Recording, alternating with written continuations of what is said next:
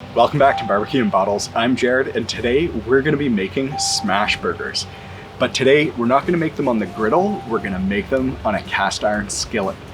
Now, a lot of people really liked our Smashburger video last year, but not everybody has a griddle. So we're going to do this all over again. Very similar recipe, but we're going to try it with a cast iron skillet this time and see how it turns out. So to start with, you're going to need some 80-20 ground chuck. We've got a ton here. You don't need this much. Maybe go with 2 pounds if you're looking to feed a family of 4. Then you need some pickles, mustard, ketchup, mayo. That's going to make our sauce. You want some onions, some tomato, you want brioche buns, and then of course cheese. And here for cheese, we're going with some Kraft Singles as well as some other jalapeno Havarti just for a little spice. So to start with, we're gonna put this beef back in the fridge because we want this really cool while we make our sauce and prep the onions. So we're gonna start by just making our sauce, which is gonna be equal parts ketchup, mustard, and mayo. Now we're gonna get some dill pickles and just finely dice these dill pickles. You can use relish if you want, but we're just going for a little less sweetness here, and I love the flavor of dill pickle.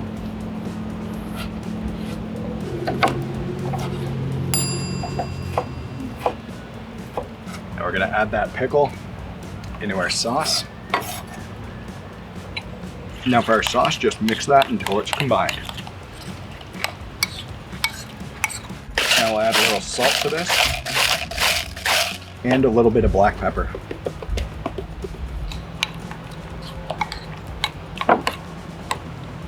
Give that a little taste. Perfect. Now we'll set that aside and we'll grab a dill pickle and we'll just slice this up so that we have some dill pickle slices to go with our burger. We want to get this really nice and thin here.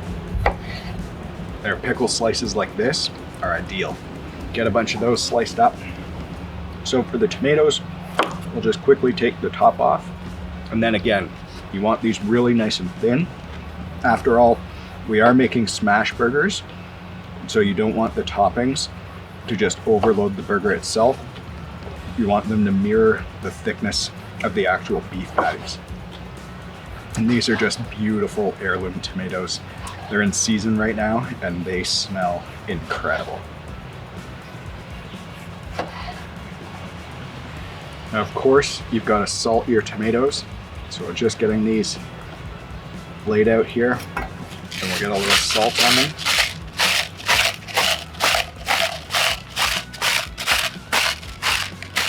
Add them to our topping plate.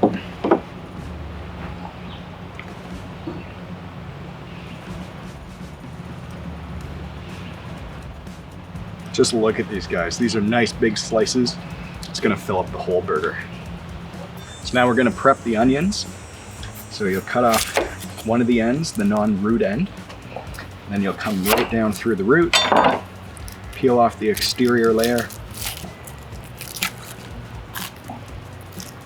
and now we're gonna slice these as thinly as we can. Now these burgers are gonna cook really, really quickly. So you want your onions to be razor thin so that they can grill and brown up in the amount of time that your actual ground beef cooks. So this is definitely one of the secrets to a good smash burger or Oklahoma style burger. Thin onions. If you've got a mandolin, that's great. We don't have one up at the cottage here. You can hear the boats in the background. But we do have sharp knives. And then when you get these on a plate, make sure you break them up into the individual strands. Now, I'd recommend you chop up more onion than you think you're actually gonna need. These burgers take a ton of onion, and again, it's one of the key flavor profile things. Now, of course, if you don't like onion, you can skip this step, but I'd highly recommend it. So again, we've got the burger chuck out here, and the reason we wanted to keep it in the fridge was just to keep it nice and cold. Now, as this beef warms up, it actually, some of the fat starts to just melt down and render in the balls, and it just makes for a tougher burger. You want to keep it nice and cold. It'll just make handling it that much easier. And here we're going for balls that are directionally 2.5, 3 ounces in size. That guy's maybe a bit big. And whatever size that you go for, just make sure that you're being relatively consistent with them.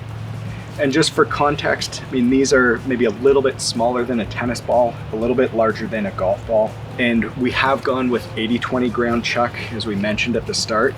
And 80-20, that's just representative of the amount of protein versus fat that's actually in the beef.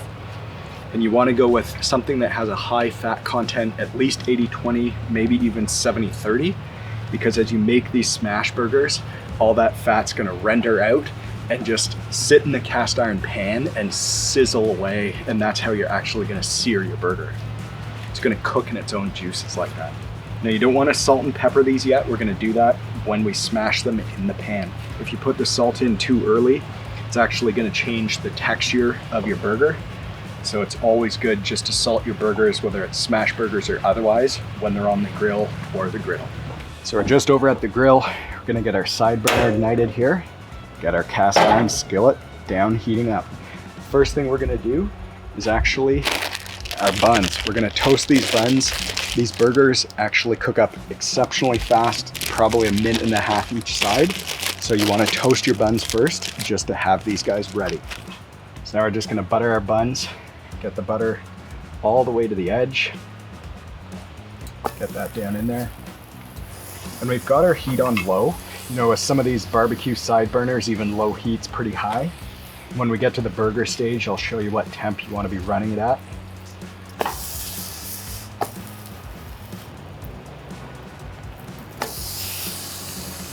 Just to make sure you're getting even heat, maybe want to rotate these just around the skillet periodically. So these cook really quickly. Just look at that, nice little char on there. Ooh, that one's maybe a little too toasty, but that's all right. So now you want to check the temp of your cast iron, and you want it at least 400 degrees Fahrenheit before you drop your burger balls in here, just so that it can really start to sear and caramelize that beef. So we've got a 12-inch pan, and given the size of the balls we used, we're just dropping 2 in. Now we're gonna get a bunch of this shaved onion in here. And now we've got some parchment paper just to prevent our burger smasher from actually sticking to the beef. And we're gonna smash these patties down almost as thin as you can get them.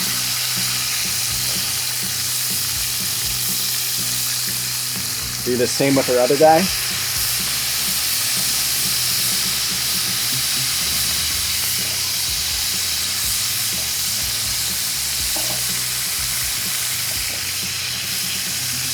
Perfect, look at that. Now we're gonna hit them with a little salt and pepper.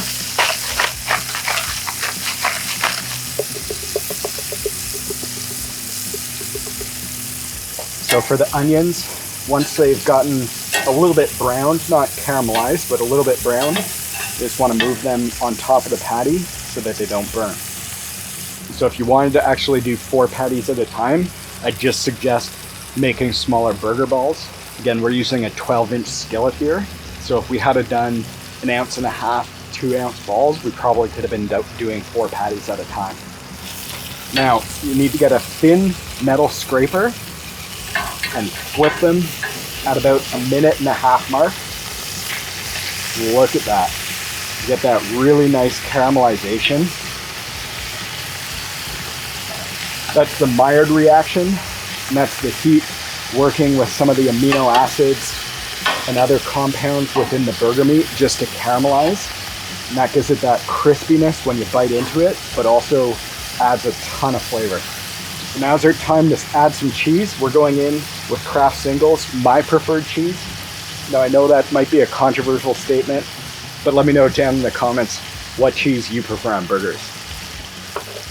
Now we're just gonna quickly dress our burgers here. So we're gonna go in with some sauce on the bottom and the top bun.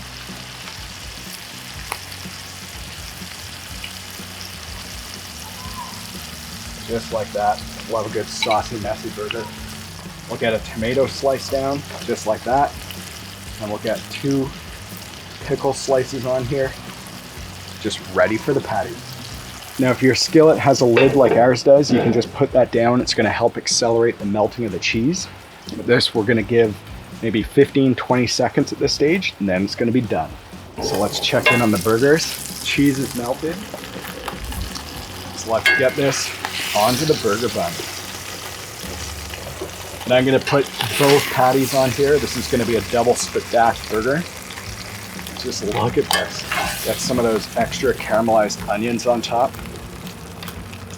And then crown your king. So we've got our burger here. Just look at this.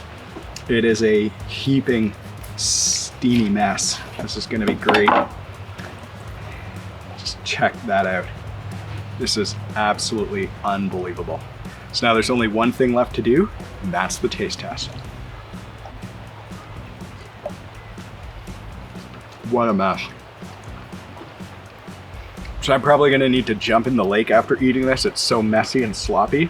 But we've just shown you, if you don't have a griddle, you can make smash burgers at home in your cast iron skillet. These turned out fabulous. It's just you can't do a dozen at a time. So we're gonna finish up eating this guy, then we're gonna finish up making some burgers for the rest of the family, and we're gonna sit down and absolutely smash them. So if you like this video, smash that like button, consider subscribing to the channel, and we'll see you on the next one. Thanks for tuning in.